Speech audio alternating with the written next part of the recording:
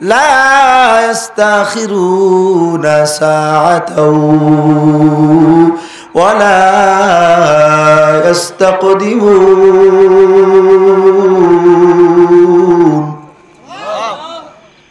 হ্যাঁ বান্দা, তোমার কাছে একটা নির্দিষ্ট সময় আসবে, যে সময়টা আজাল আমি আল্লাহ নির্ধারণ করে দিয়েছি। ওই সময়টা তোমার কাছে যখন আসবে, লা ইস্তাখিরুনা সাআতান, একবারে কিঞ্চিত সামান্য পরিমাণ সময় এটা আর দেরি করবে না।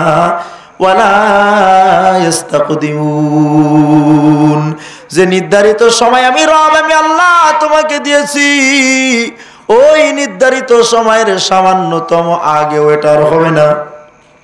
ঠিক নির্দিষ্ট একটা সময় আপনাকে আমাকে সবাইকে দুনিয়া থেকে বিদায় নিতে হবে। আল্লাহ পাক সবার জন্য একটা আজাল, একটা নির্ধারিত সময় দিয়েছেন।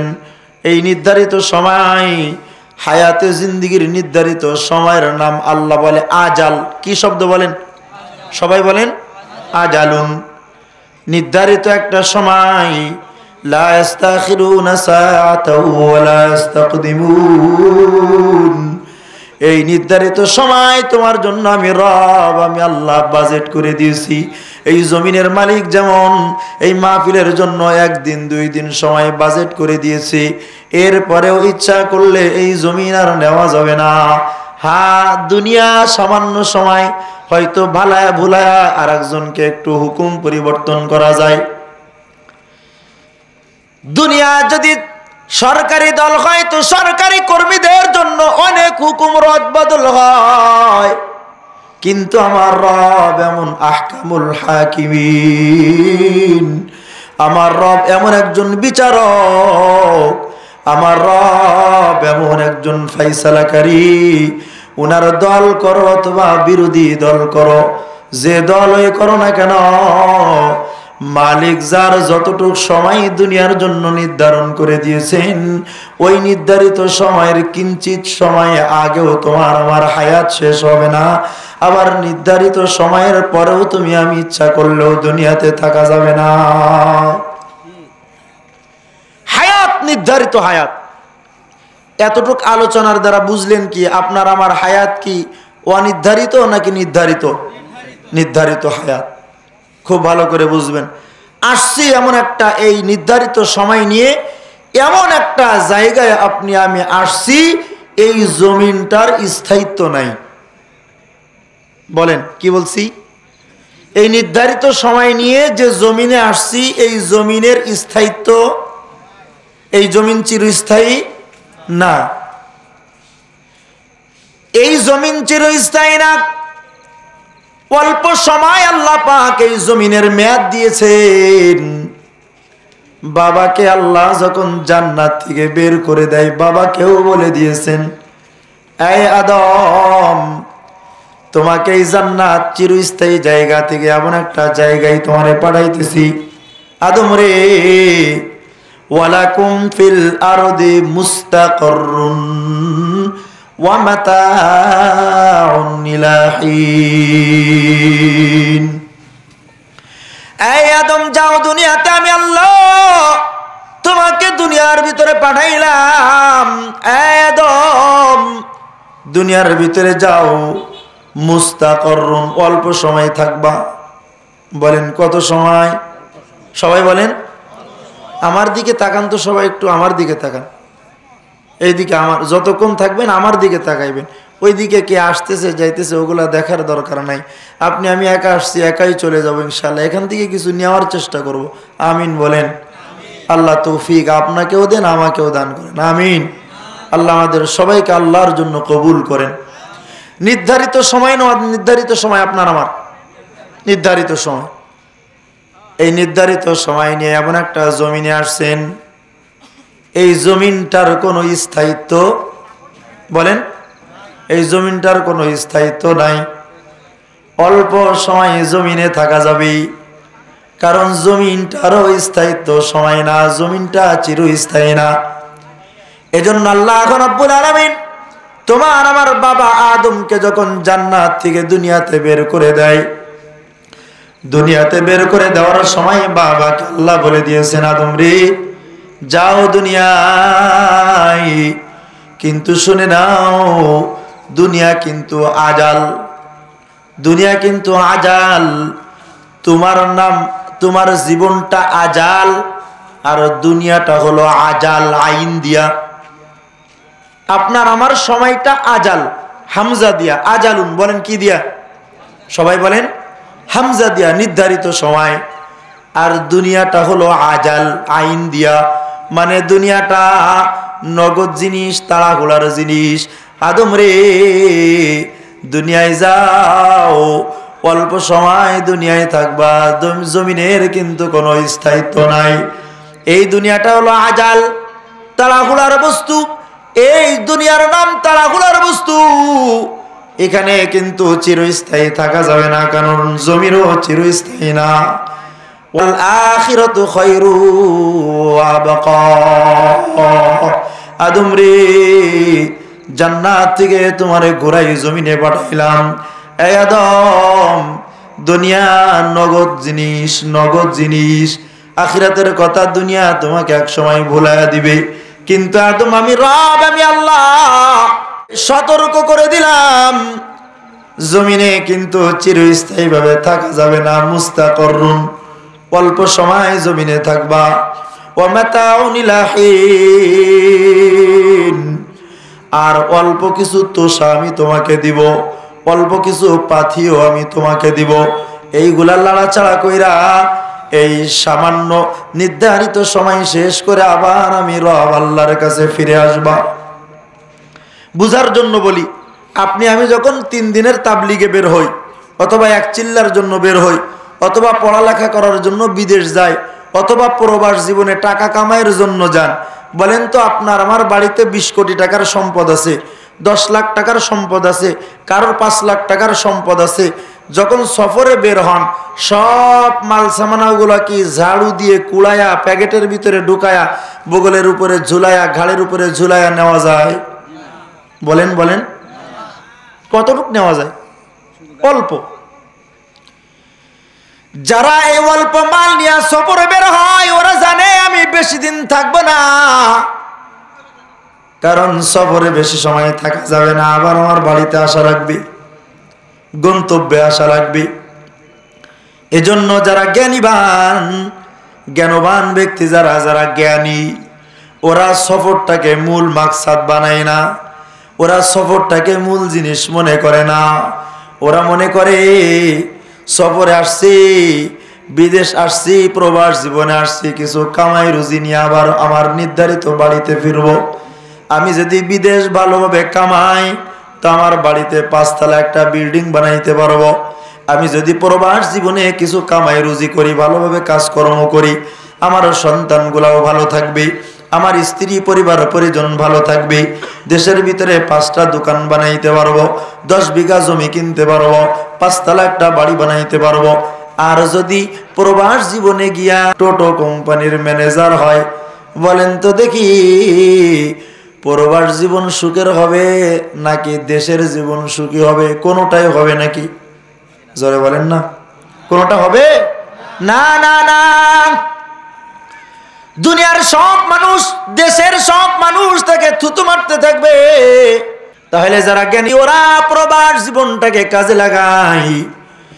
ঠিক বাবা মা তাকে বলে দেয়, বাবা তুমি যে যাইতেছো প্রবাস জীবনে, ওখানে কিন্তু তোমার কেউ নাই, সতর্ক করে দিয়েছি, খবরদার, ওখানে যেটার জন্য যাইতেছো ওটাই কামাই করবা, ওর বাহিরে না। আল্লাহ রাব্বুল আমিন আদমকে যখন দুনিয়াতে পাঠায়, বাবা আদমকেও বলে দিছে, আদম দুনিয়া কিন্তু অল্প সময়ের জিনিস, সেটা কিন্তু থাকবে না। কুল্লু মান আলাইহা ফান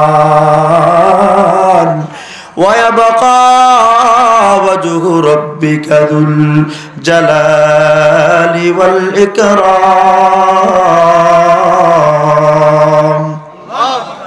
আল্লাহ পাক বলে, আদম যাও দুনিয়ায়, তবে শোনো দুনিয়া নামক বস্তু আমি যা কিছু বানাইলাম, দুনিয়া দুনিয়া এবং দুনিয়ার ভিতরে যা কিছু আছে কুল্লু মান আলাইহা ফান, সব শেষ হয়ে যাবে।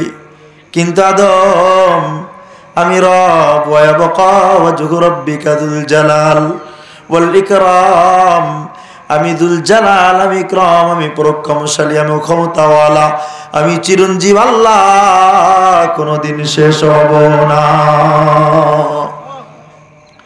আমি আল্লাহ শেষ হব না। সুতরাং তুমি যাও আদম, দুনিয়া কিন্তু নগদ জিনিস, দুনিয়ায় তুমি যাইতেছো। সূরা কাফের ভিতরে রব বলে, আল্লাহ বলে, ইন্না জাআলনা মা আলাল আরদি জিনাতাল লাহা লিনাবলুয়াহুম আইয়ুহুম আহসানু আমালা। এই আদম, আমি তোমারে দুনিয়ায় পাঠাইলাম, এই আদম সন্তান, আমি তোমাকে দুনিয়ায় পাঠাইলাম। তোমার দুনিয়াটা আমি সুন্দর করে সাজাইলাম, বাড়ি দিলাম, গাড়ি দিলাম, সন্তান দিলাম, জনবল দিলাম, আর্মি দিলাম, বিডিআর দিলাম, যৌথ বাহিনী দিলাম, হ্যাঁ র্যাব দিলাম, এনএসআই দিলাম, ডিজিএফআই দিলাম, কত জাতের কত রকমের সৈন্য দিয়া তোমার দুনিয়াটা সাজাইলাম। তুমি একটা পিরিয়ড না, দুইটা পিরিয়ড না, 3 পিরিয়ড থাকো। তবে শুনে নাও রে আদম, এই সিয়ার আর এই দুনিয়া কিন্তু চিরস্থায়ী না। জোরে বলেন, জোরে বলেন, এটা চিরস্থায়ী না। আমি আল্লাহ তোমারে সাজাই দিয়েছি। পদ্মা সেতু কইরা নাম কামাইছো, ফ্লাইওভার কইরা নাম কামাইছো, রোড ঘাট উন্নত কইরার নাম কামাইছো, হ্যাঁ এগুলা দিয়ে আমি তোমারে সাজাইলাম। তবে শোনো শোনো, ইন্না জাআলনা মা আলাল আরদি জিনাতাল লাহা, এগুলা তোমারে শুধু সাজাই দিলাম, সব কিছু তোমার অনুকূলে বানায় দিলাম, বিরোধী কেউ নাই, সবাই তোমার পক্ষে। তবে শুনে রাখো, এই দুনিয়ার জন্য কিন্তু আমি আল্লাহ তোরে বানাই নাই, লিনাবলুয়াহুম আইয়ুহুম আহসানু আমালা। আমি আল্লাহ দুনিয়ার জন্য তোমারে বানাই নাই, দুনিয়ার ভিতরে মত্ত হওয়ার জন্য আমি রব তোমারে বানাই নাই। আমি আল্লাহ, ও আদম, আমি তোমারও দেখতে চাই। দুনিয়ায় বেশি সময় থাকবা না, আমি রবের জন্য তুমি দুনিয়ার ভিতরে কোন ভালো আমল করো, ওই আমলটা একমাত্র আমি মালিক আল্লাহ দেখতে চাই। এই সব দিয়ে আল্লাহ আপনাকে আমাকে সাজাইছেন। তবে দুনিয়ার ভিতরে মত্ত হওয়ার জন্য মালিক আল্লাহ তোমাকে আমাকে পাঠাই নাই রে ভাই। তুমি আমি কতটুকু ক্ষমতার মালিক হইছি তাকাও। আমার রব কয়, আল্লাহুল গনিয়্যু ওয়া আনতুমুল ফুকারা। তুমি যত পিরিয়ডই থাকো না কেন, যত বছরই থাকো না কেন, 21 থাকো, চাই 41 থাকো, অথবা চাই 71 সাল পর্যন্ত থাকো, যত বড়ই প্রধানমন্ত্রী আর প্রেসিডেন্ট হও না কেন, আমি রবের কাছে তোর নাম হলো ফকির। জোরে কই না কেন বলো? তুইও ফকির, তোর বাপও ফকির, তোর দাদাও ফকির, তোর 14 গোষ্ঠী ফকির। ধনী একমাত্র কে? জোরে বলেন কে? আল্লাহুল গনিয়্যু ওয়া আনতুমুল ফুকারা। একমাত্র রব ধনী, দুনিয়ায় সব আল্লাহ বলে তোরা সব ফকির। আমি আব্দুল্লাহ ফকির, আপনারাও ফকির। শুধু ফকির না, ফকিরের বাচ্চা ফকির। আমিও ফকির, আমার বাবাও ফকির, আমার দাদাও ফকির। ধনী একমাত্র কে? আল্লাহ। একমাত্র ফকির তুমি, আমি, বনি আদম, আর একমাত্র ধনী আল্লাহ। ফকির কোনদিন তাকাব্বুর করতে পারে নাকি? কথা কয় না? আপনারা কন না কেন? ফকির ব্যক্তি কোনদিন অহংকারী হয়? ফকির কি জালেম হইলে তার হাতে কেউ কিছু দেয়? আপনারা বোঝেন নাই মনে আমার কথা। ফকির যদি আপনার বাড়িতে এসে জুলুম করে, জালেম হয়, তো ফকিরকে কি আদর করে বাড়িতে খাইতে দিবেন না জুতার বাড়ি দিবেন? কথা কন। তো ফকির যখন জমিনের শাসনকর্তার নাম দিয়া নিজেকে শাসনকর্তা বানায়া জমিনের উপরে জুলুম করে, আল্লাহ চেয়ারে বসায়া ওদের মুখের উপরে সেনশন লাগায়া দেয়। কথা বল না কেন? হ্যাঁ ভাই, জালেম হবে না, ফকির জালেম হতে পারে লাহুল কিবরিয়াউ মা ফিস সামাওয়াতি ওয়াল আরদ। জমিন আসমানের অহংকারের চাদর একমাত্র কার? কতক্ষণ কার? হ্যাঁ, ফকির মুতাকাব্বির হবে না, ফকির কোনোদিন জালেম হবে না, ফকির কোনোদিন অহংকারী হবে না। রব বলে তোর নামেই তো আমি লাগাই দিছি ফকির, অহংকার করার সুযোগ আমার মালিকের কাছে নাই। এজন্য জমিন পাইছো, জমিনের শাসন পাইছো, সব কিছু তোমার অনুকূলে থাকবে, তবে জালেম হওয়া যাবে না, কারণ নামের শুরুতে লেগে আছে ফকির। জোরে বলেন কি লেগে আছে? ফকির লেগে আছে, ফকির লেগে আছে। হ্যাঁ ভাই, এজন্য আল্লাহ পাক সতর্ক করেছেন আপনাকে আমাকে। সূরা কাহফের ভিতরে আল্লাহ পাক বলে যে জমিনের শাসন, আপনারা কি অধৈর্য হচ্ছেন? অধৈর্য হলে ছেড়ে দেই।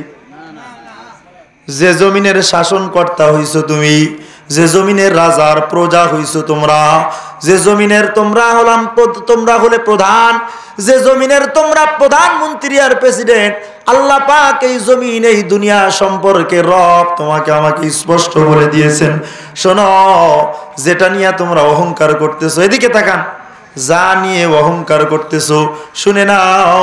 ওয়াদরিব লাহুম মাসালাল হায়াতিদ দুনিয়া, ওয়াদরিব লাহুম মাসালাল হায়াতিদ দুনিয়া কামাইন আনজালনাহু মিনাস সামা ফাখতালাতা বিহি নাবাতুল আরদি ফাসবাহা হাসিমান তাদরুহুর রিয়াহ ওয়া কানাল্লাহু আলা কুল্লি শাইইন মুকতাদিরা। এই জমিনের শাসনকর্তা তোমরা যারা আছো, এ টাকাওয়ালা ভাই, ও সম্পদওয়ালা ভাই, ও গার্মেন্টসের মালিক, তুমি একটা গার্মেন্টসের মালিক না পায়া অহংকারী করো নাকি? শোনো, দুনিয়ায় এমন একটা বস্তু সকালে আছে তো বিকালে নাই। নদীরে কুল ভাঙে ও কুল গড়ে, এই তো নদীর খেলা।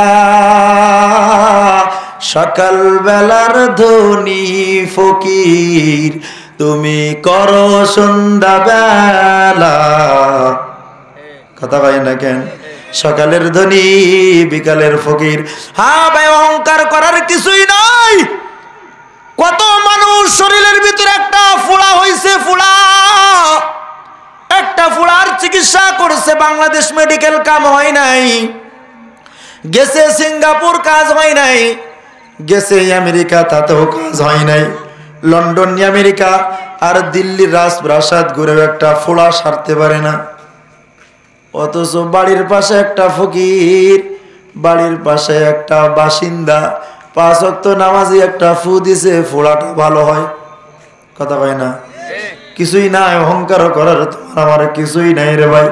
টাকা দিয়া সব কিছু হয় না, ক্ষমতা দিয়া সব কিছু হয় না, অডেল সম্পদ থাকলেও তোমার আমার ক্ষুধা নিবারণ করা যায় না, কারণ ডাক্তার মুখের ভিতরে বাইন্ডিং মেরে দিছে। কথা পায় না?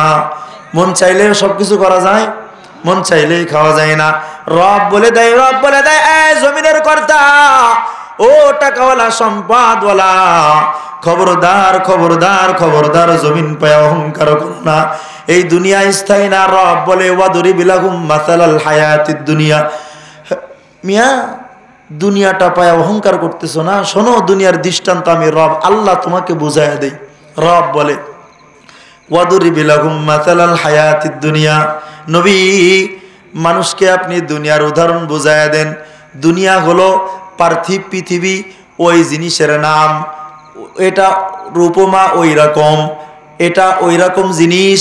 কামাইন আনজালনাহু মিনাস সামা, এমন একটা পানি যেটা আসমান থেকে নাজিল হলো। দুনিয়ার উদাহরণ ওই পানির ন্যায় যেটা আসমান থেকে, বলেন না বলেন না, নাজিল হলো, জমিনে পড়লো। ফাখতালাতা বিহি নাবাতুল আরদ, এই শুষ্ক জমিনের উপরে আসমান থেকে পানি পড়ে শুষ্ক জমিনটা সজীবতায় ফুলে গেল, সবুজ শ্যামলে চতুর্দিকে খুব সজ্জিত হইল। ফাসবাহা হাসিমা, রব বলে এই পার্থিব জীবনের এই সৌন্দর্য, এই উপমা, এই দৃষ্টান্ত, এই সৌন্দর্য, এই ক্ষেত খামারের ফসলাদি এত সুন্দর করে সজ্জিত হইল। কিছুদিন পর ফাআসবাহা হাসিমা, এটা খড় কুটাই পরিণত হয়ে গেল, শুকায় গেল, এমন ভাবে চূর্ণ বিচূর্ণ হলো। তাযরুহু রিয়াহ, বিশাল বড় গাছ, ওটাকে বাতাসে ফেলাইতে পারে না, কিন্তু গাছটা যখন শুকায় যায়, সামান্য বাতাস আসলে গাছটা কিন্তু মুহূর্তের ভিতরে পড়ে যায়। কথা বলেন না কেন? তাযরুহু রিয়াহ, রব আল্লাহ পাক বলে, ও বান্দা, বাতাসে এই জিনিসপত্র, এই উদ্ভিদ ফসলগুলা শুকায় যাওয়ার পর বাতাস আইসা সবগুলা নিয়ে গেল।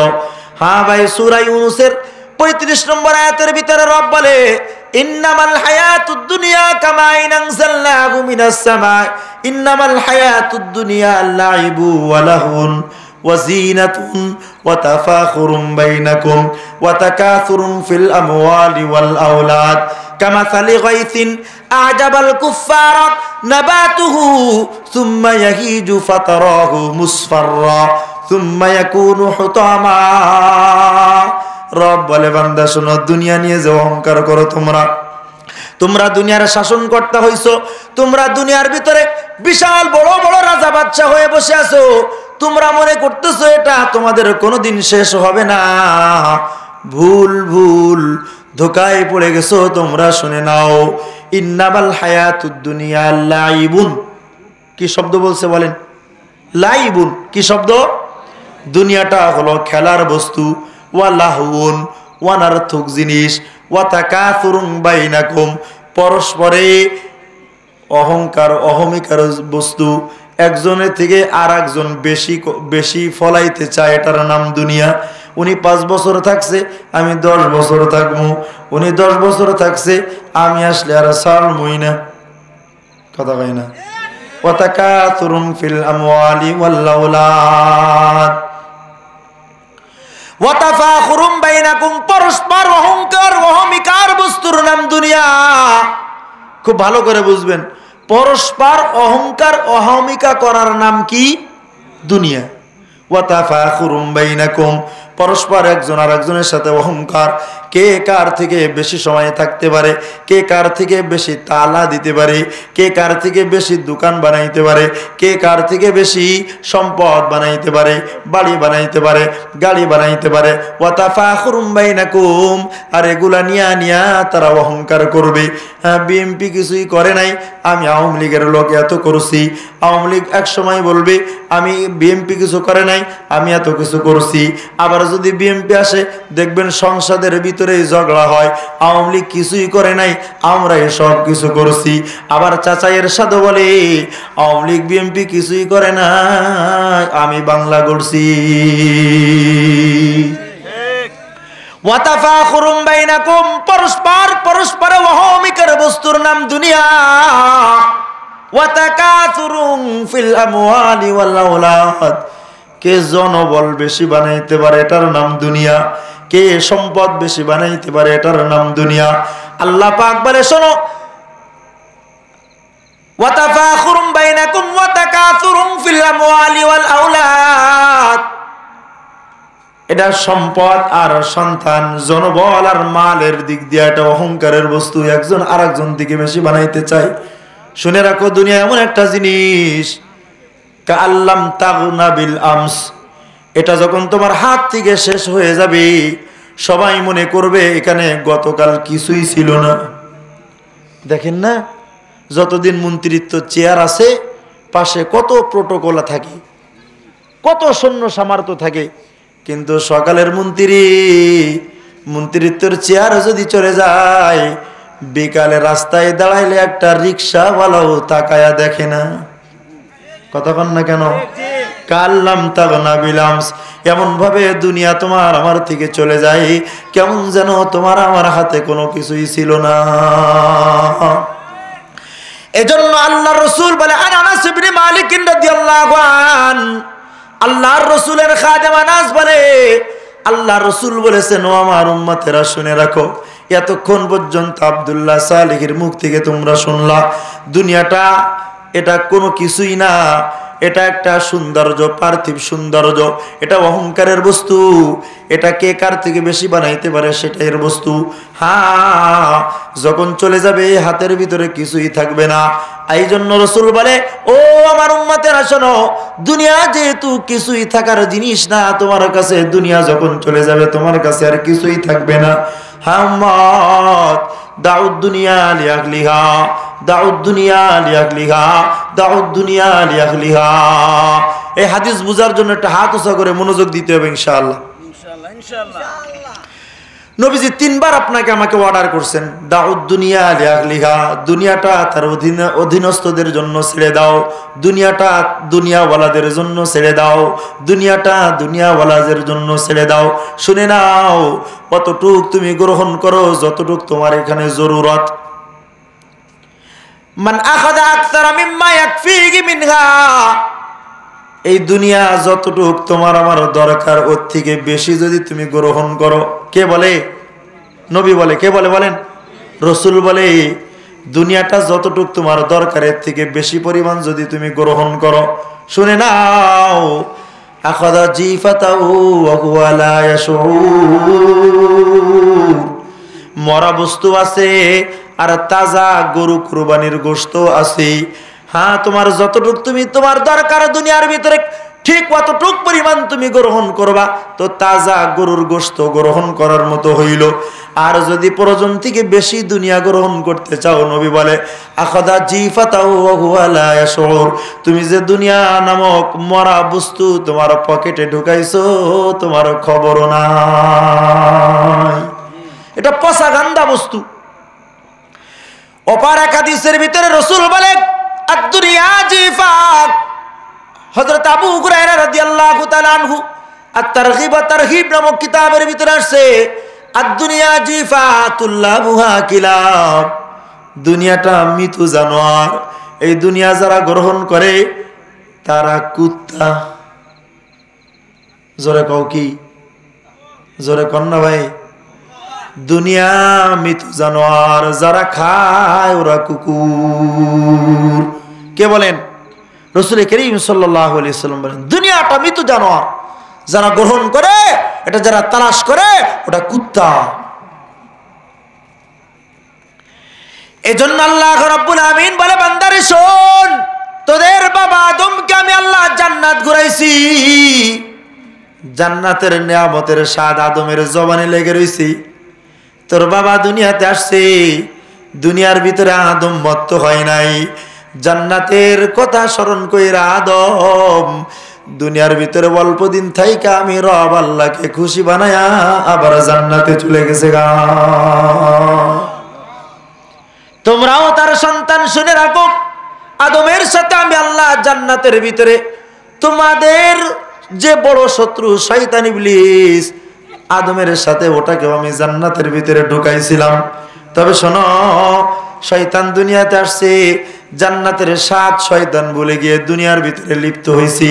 হ্যাঁ ভাই তাকাও, আল্লাহ পাক এজন্য তোমার আমার বাবা আদমকে জান্নাতে ঘুরায়া দুনিয়াতে পাঠাইছেন, যেন তোমার আমার স্থানটা জান্নাতের ভিতরে ওটা তুমি আমি ভুলে না যাই।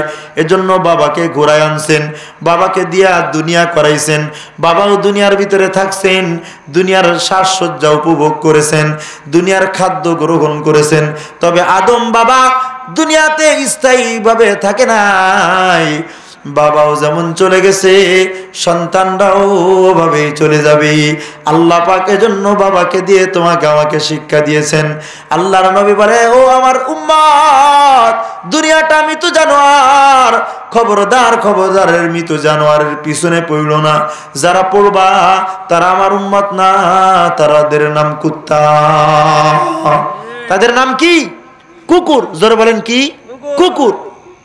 আচ্ছা, মৃত জানোয়ার, এখন তো কোনো জানোয়ার মরে গেলে মাটির ভিতরে পুঁতে রাখেন।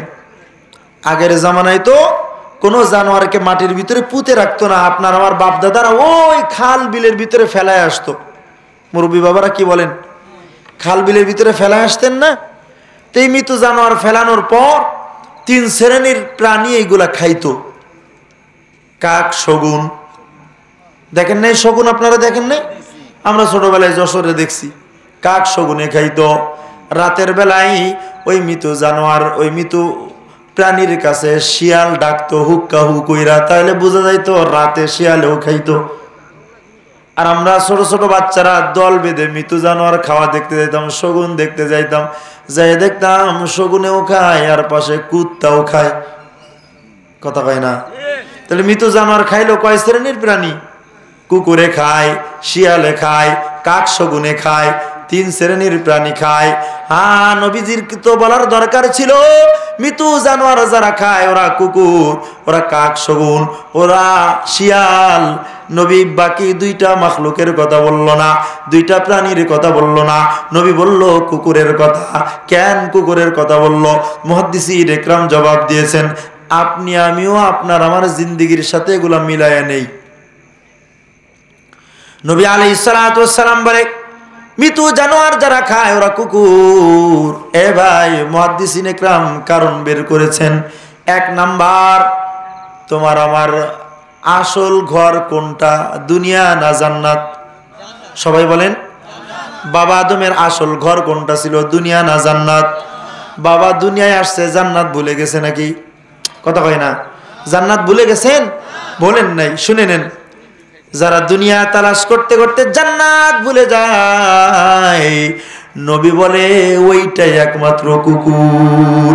কারণ কুকুর যখন মৃত জানোয়ার খায়, রাতেও খায়, দিনেও খায়, বাড়ির কথা কুত্তা ভুলে যায়।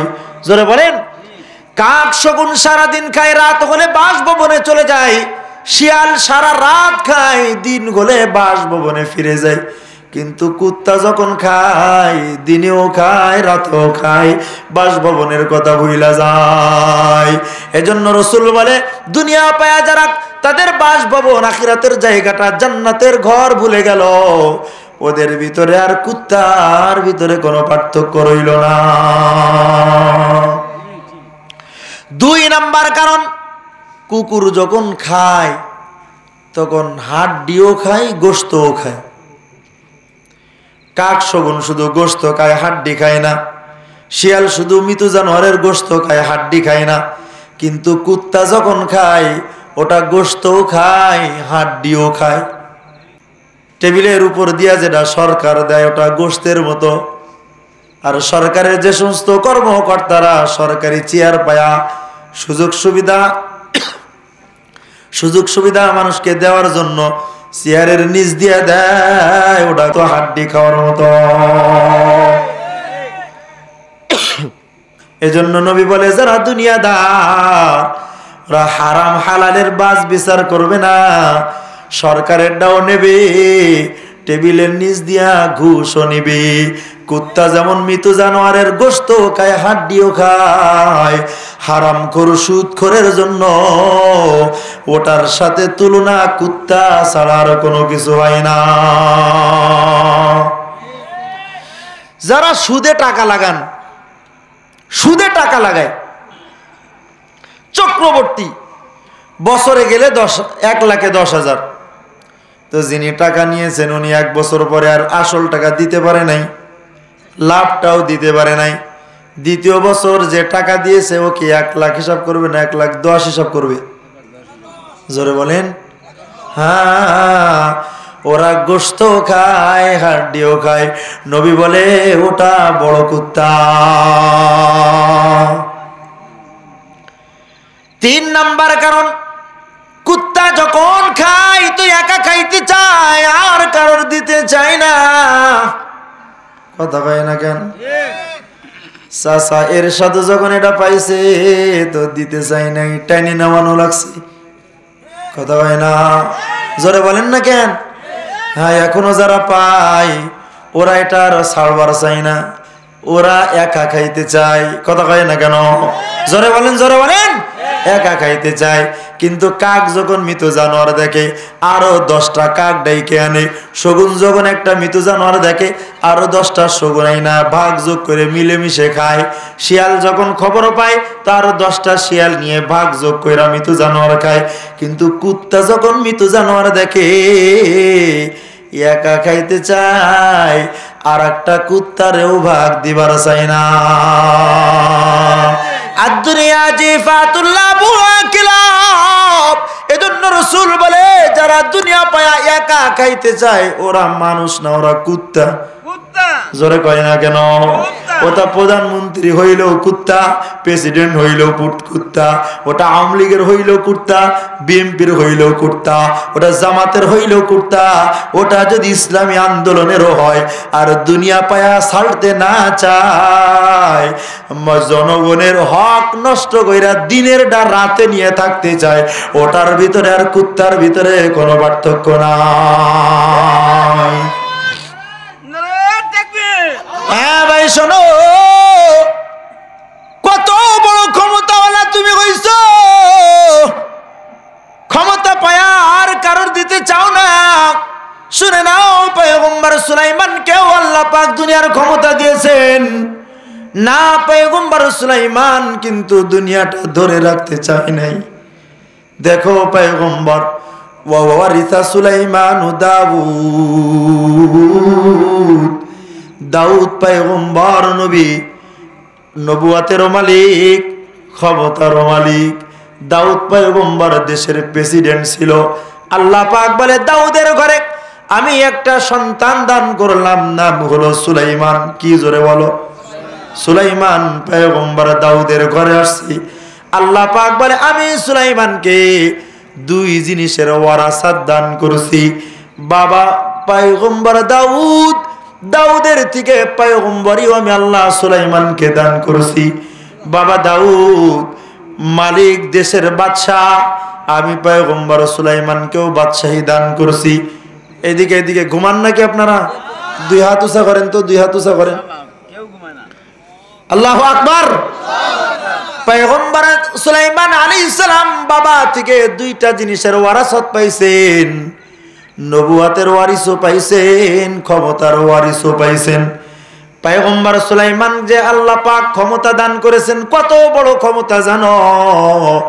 তোমার আমার নবী কয় আমার ভাই সুলাইমানকে আল্লাহ জমিনের ভিতরে যে রাজত্ব দান করেছি, বনি আদমের ভিতরে এত বড় বিশাল রাজ্য আল্লাহ আর কাউকে দান করে নাই।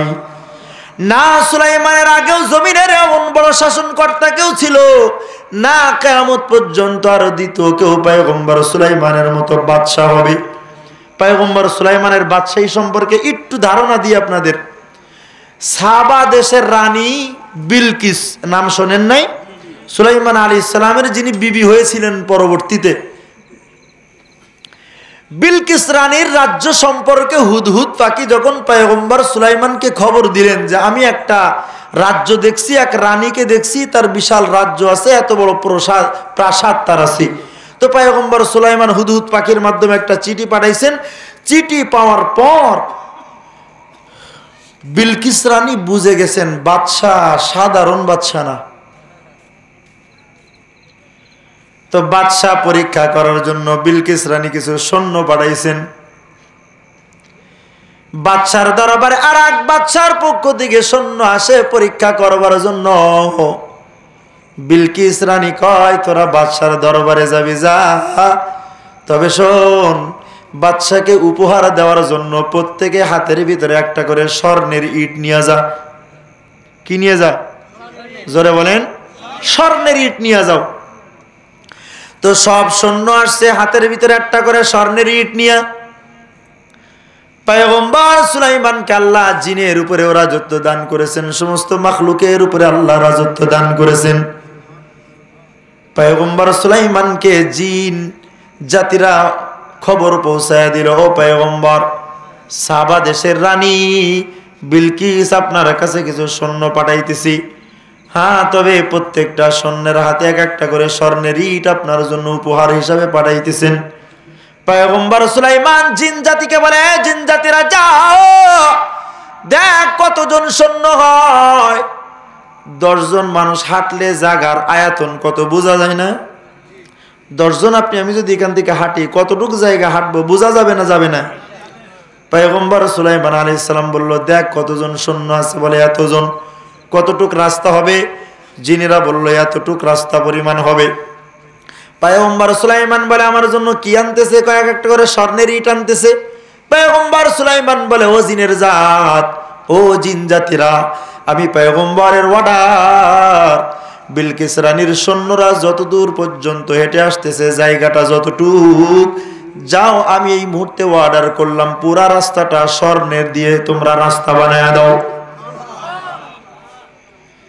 বিলকিস রানীর সৈন্যরা যতটুক পর্যন্ত আসতেছে, জায়গাটা স্বর্ণ দিয়ে রাস্তা বানাইছে।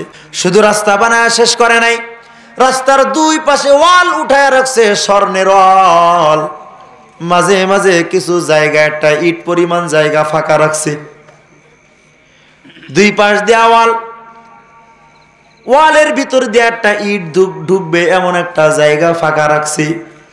বিলকিস রানীর সৈন্যরা যখন পয়গম্বর সুলাইমানের প্রাসাদের ভিতরে ঢুকবে, দেশের ভিতরে ঢুকবে, যে রাস্তা দিয়া ঢুকবে, তাকে দেখে রাস্তাটা স্বর্ণ দিয়ে তৈরি করা, হাতের ভিতরে একটা স্বর্ণের ইট।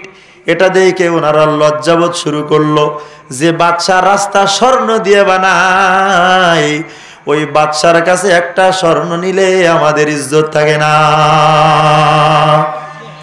চক্ষু লজ্জায় প্রত্যেকটা স্বর্ণ ইটগুলা ওই ওয়ালের ভিতরে ফাঁকা জায়গায় ঢুকায়া ঢুকায়া খালি আব্দুল্লাহ হইয়া তারা পয়গম্বর সুলাইমানের সামনে দাঁড়ায় গেছে। এটাই হলো পয়গম্বর সুলাইমানকে আল্লাহ বাদশাহী দিয়েছেন। হ্যাঁ ভাই, তাকাও, পয়গম্বর সুলাইমানের রাজ্য, উনার চতুর্দিকে প্রথমে আদম সন্তান মানুষেরা বসত, এরপরে বিশাল জিন জাতিরা ওনার চতুর্দিক দিয়া বসত, এরপরে আকাশের উড়ান্ত পাখিরা ওনার এই বিশাল সৈন্যদের উপরে ডানাগুলা মেলে মেলে ওনাদেরকে ছায়াদান করত। এত বিশাল বড় রাজ্য পয়গম্বর সুলাইমান এ প্রান্ত থেকে ও প্রান্তে উড়ে যাইতেন না, না না, অন্য কোনো কিছুর সাহায্যে যাইতেন না। পয়গম্বর সুলাইমান এই বিশাল বড় বহর আর জামাত নিয়ে যে চলতেন, যদি এই জমিন থেকে বলতেন বাতাস আমাদেরকে মুহূর্তের ভিতরে আন্তর্জাতিক শাহজালাল বিমানবন্দরে পৌঁছায় দাও, হেলিকপ্টারের গতিতে না, রকেটের থেকেও বেশি গতিতে মুহূর্তের ভিতরে পৌঁছায় দিতেন। এই বিশাল বড় রাজত্ব আল্লাহ পাক পয়গম্বর সুলাইমানকে দিয়েছে। পয়গম্বর সুলাইমান বিশাল বড় বহর নিয়ে একদিন চলতেছেন। ওয়া হুশির আলী সুলাইমান ওয়া জুনুদুহু মিনাল জিন্নি ওয়াল ইনসি ওয়াত তায়রি ফাহুম ইউজাউন হাত্তা ইযা আতাউ আলা ওয়াদিন নামল قالت نملة يا أيها النمل ادخلوا مساكنكم لا يحطمنكم سليمان وجنوده وهم لا يشعرون। কতটুক সম্পত্তির মালিক তুমি আমি পাইছি, তাকায় দেখো পয়গম্বর সুলাইমান কেন দুনিয়াটা স্থায়ীভাবে রাখে নাই, কেন পয়গম্বর সুলাইমান দুনিয়ার রাজত্বর ভিতরে লিপ্ত হয় নাই, কেন দুনিয়ার মোহে পয়গম্বর সুলাইমান পড়ে নাই। এ ভাই তাকাও, পয়গম্বর সুলাইমান উঠতেছেন বিশাল বড় বহর নিয়ে। আস্তে আস্তে আস্তে আস্তে বলক শহরের ভিতরে, ইয়ামানের ভিতরে একটা জায়গা আছে উঁচু টিলা, ওখানে শুধুমাত্র পিপিলিকারাই বসবাস করে।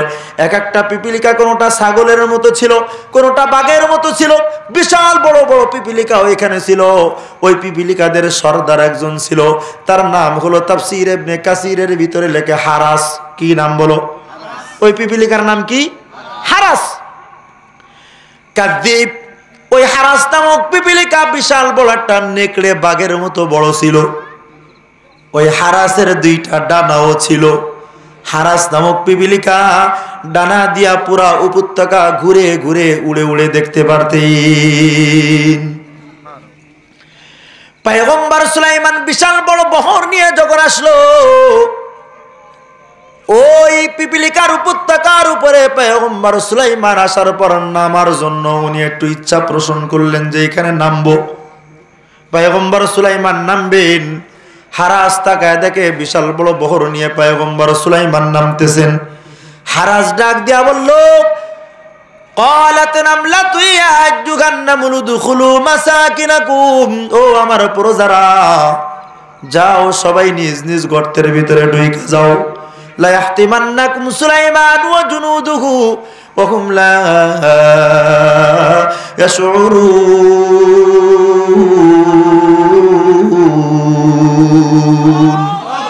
সুলাইমান যে বিশাল বড় বহর নিয়ে আমাদের উপরে নামতেছে, এই বিশাল সৈন্যবাহিনীর দলিত হইয়া পদপিষ্ট হয়ে আমরা সবাই মারা যাব। অথচ পয়গম্বর সুলাইমান এবং তার সৈন্যরা জানবে না যে এখানে আমরা পিপিলিকার দল মরে শেষ হয়ে গেছি। সুতরাং বাঁচতে যদি চাও ও আমার প্রজারা, সবাই নিজ নিজ গর্তের ভিতরে ঢুইকা যাও। ফাতাবাসসামা দাহিকাম মিন কওলিহা, হারাস নামক পিপিলিকা যখন সব পিপিলিকা গুলাকে গর্তের ভিতরে ঢুকাইছে, এবার পয়গম্বর সুলাইমান ওই হারাসের কথা শুনে মুস্কি মুস্কি হাসলো। পয়গম্বর সুলাইমান আয়েশা হারাসকে পাকড়াও করেছে, হারাস আমি কি জালেম নাকি? কেন আমার ডর দেখায়া তোমার প্রজাদেরকে গর্তের ভিতরে ঢুকাইছো? কারণ কি? একটা জবাব দিয়েছেন আদবের সাথে, আর দুইটা জবাব দিয়েছেন, দুইটা জবাব আদবের সাথে দিয়েছেন। তবে একটা লিগাল জবাব দিয়েছেন, আর একটা প্রশ্ন করে প্রশ্নের মাধ্যমে জবাব ইলজামি দিয়েছেন। হারাস এক নাম্বার বলে, পয়গম্বর আল্লাহ এই উপত্যকার সব প্রাণীদেরকে আমার অধীনস্থ বানাইছেন, আমি হলাম তাদের মালিক। ও পয়গম্বর, ওদের জিসমানি শারীরিক ট্রিটমেন্ট করাও, শারীরিক সুস্থ রাখাও যেমন আমার দায়িত্ব, ওদের অন্তরের ব্যাধিটাও দূর করা আমি হারাসের দায়িত্ব। এ আব্বাজান, তোমরা যারা সংসারের দায়িত্বশীল, তোমার সংসারের প্রত্যেকটা সদস্য অসুস্থ হইলে যেমন শারীরিক চিকিৎসা করা তোমার আমার দায়িত্ব। তোমার আমার সন্তানগুলা এখন পাবজি গেম খেলে, ফ্রি ফায়ার খেলে, তোমার আমার অধীনস্থরা এখন টিভি আসক্ত হয়ে গেছি, ফিল্ম আসক্ত হয়ে গেছি, অন্তরের ব্যাধিতে ওরা রোগাক্রান্ত। এই অন্তরের ব্যাধিটাও দূর করাও, শারীরিক ট্রিটমেন্ট করার মতো তোমার আমার দায়িত্ব। হারাস বলে, ও পয়গম্বর, ওদের শারীরিক সুস্থ রাখাও যেমন আমার দায়িত্ব, আমি আমার দায়িত্ব পালন করার জন্য আপনি যে আমাদেরকে এখানে নামবেন, আমরা যদি না ঢুকে আমরা তো পদপিষ্ট হয়ে মারা যাব, এজন্য ওদের শারীরিক সুস্থতা রাখার জন্য আমি ঢুকাইছি। দুই নাম্বার পয়গম্বর শোনেন, আমরা আপনার রাজ্যের ভিতরে ছোট্ট একটা মাখলুক পিপিলিকা আমাদের দেখাও যায় না। আমার কোন প্রজা যদি আপনার এই বিশাল বড় রাজত্ব দেখা মনের ভিতরে কষ্ট আসে, আয় আল্লাহ কেন আমাদেরকে এত ক্ষুদ্র বানায়া জমিনে পাঠাইলেন? না জানি আমার কোন প্রজার অন্তরের ভিতরে যদি এমন একটা কষ্ট আসে, আর ওই কষ্টের কারণে যদি এই শব্দটা মুখ দিয়াও বলে ফেলায়, আল্লাহ পাক আমার ওই প্রজার উপরে নারাজ হয়ে যাবে। এজন্য আপনার এই বিশাল বড় বহরার রাজত্ব দেখার আগে আমি আমার প্রজার অন্তরের ভিতরে যেন কোনো রোগ ঢুকে না যায়, এজন্য সবাইকে গর্তের ভিতরে ঢুকাইছি। আমি তাদের শারীরিক সুস্থতার দিকেও খেয়াল রাখছি, অন্তরের সুস্থতার দিকেও আমি তাদেরকে খেয়াল রাখছি রে পয়গম্বর। দুই নাম্বার পয়গম্বর, আপনি কি শোনেন নাই? আমি কি আপনারে জালেম বলছি নাকি? আমি কি কথা বলি নাই? আমি তো শেষে কথা বলছি যে আপনি আমাদেরকে মারবেন, শুনুন, আপনি জানবেনও না যে আমরা মরে গেছি। রাস্তা দিয়ে হাঁটার সময় কোন পিঁপড়াটা আপনার আমার পায়ে পিষ্ট হয়ে মরে আমি জানি? ও পয়গম্বর, আমি হারাস এ কথা তো বলি নাই যে আপনি জুলুম করে আমাদেরকে মারবেন। আপনি জালেম না সেটা আমিও জানি, এজন্য আমি বলছি যে আপনি জানবেনও না আমরা মরে যাব। পয়গম্বর সুলাইমানের বুঝে এসে গেল হারাস বড় চতুর, হারাস বড় চালাক, হারাসের জ্ঞান বুদ্ধি অনেক ভালো। ও ভাই, তুমি যত বড়ই নেতার প্রজা হও না কেন, পয়গম্বর সুলাইমান থেকে এখন শিক্ষা নাও। পয়গম্বর সুলাইমান গোটা পৃথিবীর বাদশাহ, সব মাখলুকের উপরে বাদশাহী করে, পাখির উপরে বাদশাহী করে, জিনের উপরে বাদশাহী করে। এবার পয়গম্বর সুলাইমান হারাসের সামনে দাঁড়ায় বলে, হারাস আউসিনি, চিল্লায় জোরে বলেন সুবহানাল্লাহ। পয়গম্বর সুলাইমান বলে, হারাস আমাকে একটু নসিহত তুমি করো। কারণ পয়গম্বর সুলাইমান দেখছে হারাসের জ্ঞান বুদ্ধি অনেক ভালো। এই হারাস, আমার একটু নসিহত করো, নসিহত। দেখেন, গোটা জমিনের বাদশা হয়েও, নবী হয়েও সাধারণ একটা পিপিলিকার কাছে নসিহত চায়। খেয়াল করতেছেন? হারাস পয়গম্বর সুলাইমানকে 3টা প্রশ্ন করেছেন। 1 নাম্বার প্রশ্ন, এ পয়গম্বর আপনার বাবার নাম কি? বলে দাউদ। নামের অর্থ কি? বলে চিকিৎসক। বলেন আপনার বাবার নাম দাউদ কেন চিকিৎসক হিসেবে আল্লাহর নাম রাখছেন? পয়গম্বর সুলাইমান কয় আমি তো জানি না। সুবহানাল্লাহ কবে বলবেন? পয়গম্বর সুলাইমান বলে কেন আমার বাবার নাম দাউদ, আমি পয়গম্বর হয়েও তো জানি না।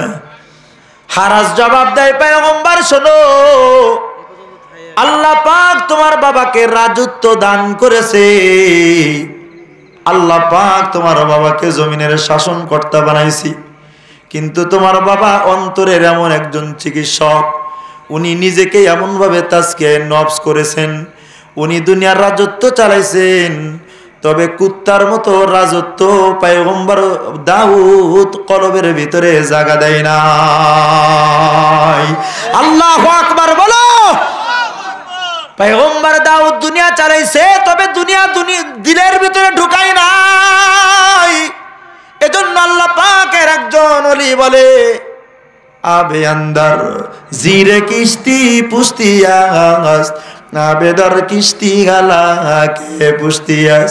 মিয়া দরিয়ার ভিতরে নৌকা চলে, নদীর ভিতরে নৌকা চলে, নদীর মাঝে নৌকা চলাও ও মাঝি ভাই। বেলা ডুবার আগে আমি ওপার যেতে চাই, ডুবে গেলে বেলা যে আর ওঠে না, ভেঙ্গে গেলে মেলা যে আর জমে না। নদীর ভিতরে নৌকা চালাও, মাঝি যদি নৌকার নিচ দিয়ে ছিদ্র করে দেয়, বলো তো দেখি ওই মাঝি ওই নৌকা নিয়ে তার গন্তব্যে যাইতে পারবে নাকি? এজন্য আল্লাহ পাকের একজন আশিক বলে, মিয়া গোটা দুনিয়া মহাসমুদ্রের মতো, আর তোমার 3.5 হাত বডি হলো একটা নৌকা। তুমি এই দুনিয়ার ভিতরে তোমার 3.5 হাত বডি রে চালাও, খবরদার দুনিয়ার কোনো মায়া মহব্বত তোমার দিলের ভিতরে জায়গা দিও না। কেন দিবা না জানো? মাঝি যেমন নৌকাটা নিয়া নদীর মাঝে নামার পর নৌকার নিচ দিয়া ছিদ্র হতে দেয় না, ছিদ্র যদি হয় আস্তে আস্তে পানি জমে এক সময় নৌকা পানির ভিতরে ডুবে যায়। তুমি যদি রাজত্বর মহব্বতটা তোমার দিলের ভিতরে ঢোকাও, তুমি দুনিয়ার ভিতরে মত্ত হইবা, 3.5 হাত এই বডি নিয়া আল্লাহর জান্নাতে যাইতে পারবা না, জালেম হয়ে ফিরাউন আর নমরুদের কাতারে নাম লিখা জাহান্নামে যাইবা। আপনার বাবা তাজকিয়ে নফস করেছেন রে পয়গম্বর সুলাইমান। দুনিয়ার শাসনকর্তা ছিল, তবে দুনিয়াটা দিলের ভিতরে জায়গা দেয় নাই। এজন্য আল্লাহ পাক আপনার বাবার নাম ডাক্তার রাখছেন, অন্তরের চিকিৎসা উনি এমন ভাবে করেছেন। হ্যাঁ পয়গম্বর, বিস্তারিত বলার সময় নেই। 2 নাম্বার, আপনার নাম সুলাইমান কেন বলেন? যদি কিছু নিতে চান এর ভিতর থেকে নসিহত নিজেরা নিয়ে নিয়েন, আমি ভেঙ্গে বলতে পারতেছি না, সময়ও নাই, লোকও নাই, রাত্রও বেশি। পয়গম্বর সুলাইমান আপনার নাম সুলাইমান কেন? পয়গম্বর সুলাইমান কয় সেটা তো আমিও জানি না। নামের অর্থ কি? কয় দয়াদ্র, বড় দিলওয়ালা, রহম দিলওয়ালা যে ব্যক্তি তার নাম হলো সুলাইমান। পয়গম্বর সুলাইমানকে হারাস নামক পিপিলিকা কয় রে পয়গম্বর। বুঝতেছেন কথা? আপনারা বুঝতেছেন? এবার 2 হাত উঁচা করেন। এই কথাটা এখন সবাই নিবেন ইনশাআল্লাহ। ও পয়গম্বর বলে কি, আপনি কি একটা দেশের বাচ্চা না গোটা জমিনের বাচ্চা? কয় গোটা জমিনের বাচ্চা। আমি জিনেরও বাচ্চা, আমি পাখিরও বাচ্চা, মাছেরও বাচ্চা, পিপিলিকা তোমারও বাচ্চা। পয়গম্বর সুলাইমান এত বড় রাজত্ব পায়া আপনি কি জালেম নাকি? বলে না, আমি তো জালেম না। পয়গম্বর এত বড় বাদশাহী পাইছেন, তবে আপনি জালেম হন নাই। সুবহানাল্লাহ বলবেন না? এত বড় বাদশাহী আপনি পাইছেন, তবে জালেম হন নাই। যদি জালেম হইতেন, আমি হারাস যে আপনার ভয় দেখায়, আপনি বুঝছেন যে আমি আপনার ভয় দেখায় ওদেরকে গর্তের ভিতরে ঢুকাইছি। যদি আপনি জালেম হইতেন, আমাকে আপনি জিজ্ঞাসা করার দরকার আপনার হতো না, জিনকে অর্ডার করতেন, আমার কল্লাটা টান দিয়ে ছিঁড়ে ফেলাইতো। কিন্তু আপনি যেহেতু দয়াদ্র, আপনি দয়ালু, ও পয়গম্বর পয়গম্বর আপনার অন্তরের ভিতরে দয়া বেশি, এজন্য আল্লাহ পাক গোটা জমিনের বাদশাহিও দিয়া আল্লাহ আপনার অন্তরকে জুলুমের অন্তর বানাই নাই, অহংকার তাকাব্বুরের অন্তর বানাই নাই।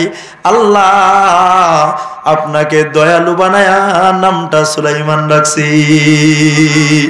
3 নাম্বার পয়গম্বর, আপনার এত বড় বিশাল বহর নিয়ে আপনি ঘোরেন, এত বড় জামাত নিয়ে ঘোরেন। পয়গম্বর গো, আপনি বলেন তো দেখি, বাংলাদেশ ছোট্ট একটা দেশ, তার জন্য একটা পার্লামেন্টের জায়গা আছে নাকি নাই? জোরে কন। কিন্তু আপনি বিশাল বড় রাজ্য নিয়ে চলেন, জিন নিয়ে চলেন, মানুষ নিয়ে চলেন, পাখি নিয়ে চলেন। আপনার এই গোটা দুনিয়ার উপরে বাদশাহী আল্লাহ দিয়েছে, আপনার রাজ্যের জন্য, আপনার রাজত্বের জন্য নির্ধারিত কোনো জায়গা নাই। কেন? কেন আল্লাহ পাক আপনার এই বিশাল বড় বহর বাতাসের উপরে আল্লাহ পাক দিয়েছেন? কারণ কি?